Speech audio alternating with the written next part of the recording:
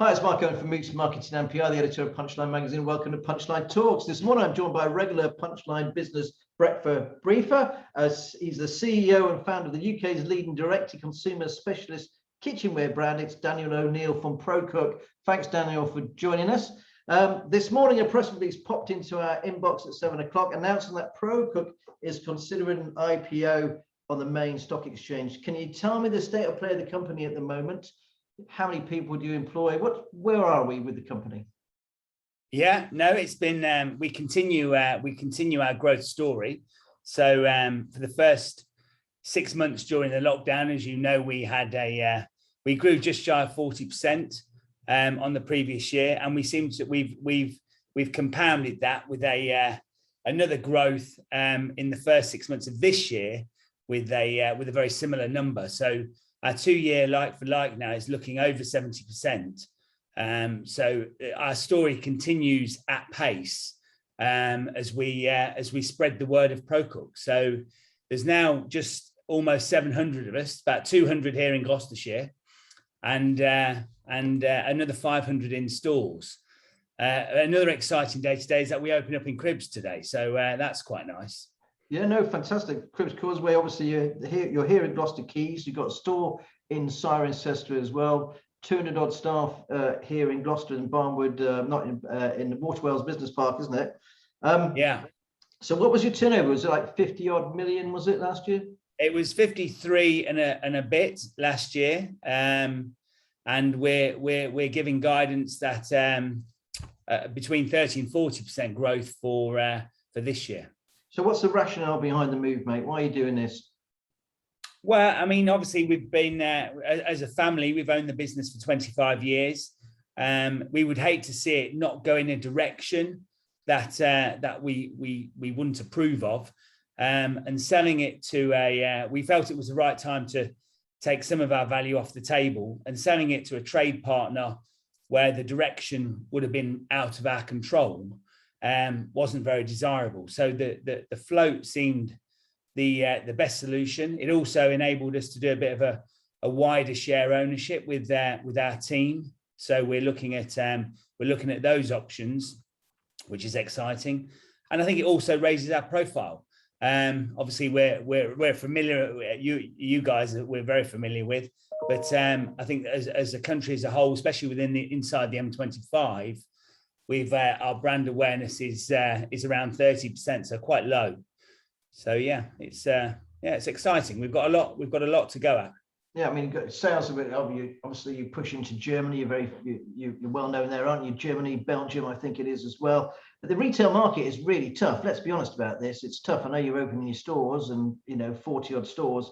Have you experienced supply issues as well? There's lots of stories about products stuck in China and things like this. Yeah, I've got to correct you on the 40. 56 we'll have just prior to Christmas. Let it show off. Okay. We sort of went big and went early. So we've got double the amount of stock in the warehouse that we had this time last year. We've got almost double in each of our stores. So in case there's a local haulage problem. So I think we're going to be in a really, really good place to weather any sort of distribution, supply chain problems. So I think we could see, depending on how our competitors face the problems, we could see another opportunity for ProCook, I see, in peak and in the new year. Now you've got kind of a strange proposition because you really motored along online more than anything else. Now you're opening shops like Billio, so it's a completely different beast, really. I mean, have you got the management team to pull this off? Yeah, well, the other, obviously, that we brought in Dan Walden as CFO. He was previously at Booking and at Dunelm, Booking.com, I should say, sorry, and Dunelm. So he brings a wealth of experience, and also through the IPO process, we'll be appointing a non-executive board to obviously to ensure good guidance and governance. And we've got a really, really strong team. We've got a really strong team with those. Greg Hodder, who's our chairman, is Hotel Chocolat, Direct Wines. So very entrepreneurial. So it's a joy to chat to Greg. And then David Stead, ex Dunelm, is our sort of senior Ned. Again, bringing a wealth of experience. Gillian Davies, who is 10 Lifestyle and also for Imprint, is chairing our audit. So those two are sort of there to make sure we do everything as we should. And then it was really exciting to be working with Luke Kingsnorth, who's the current CEO of Charles Tyrwhitt. So really bringing some massively relevant experience for someone, you know, in the same similar business as direct to consumer as us. What's the biggest lesson you've learned from this, Daniel? If you don't mind me asking. We're always learning in business. What would you take from this at the moment? Well, people. Yeah, get the right ones, and life becomes simpler. But and also having your own brand. I think in today's day and age, you know, having your own brand is so you can control being direct to consumer, so you can control all aspects of your operation. You're not dependent on anyone else. So you, but yeah, people and direct to consumer, direct to your customer. What do you think would be the starting share price? Any idea of that at all? It must be muted. It's very early days at the moment in terms of the analysts will start their roadshow in about a week. So at the end of that, we'll have a bit more of an idea. So yeah, early days at the moment.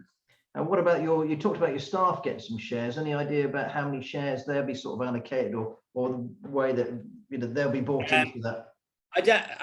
We've got an idea. I don't really want to go public with it, because if it didn't happen, I don't want to sort of overpromise something and then it'd be a disappointment. So I think I'll leave that one under my hat for now.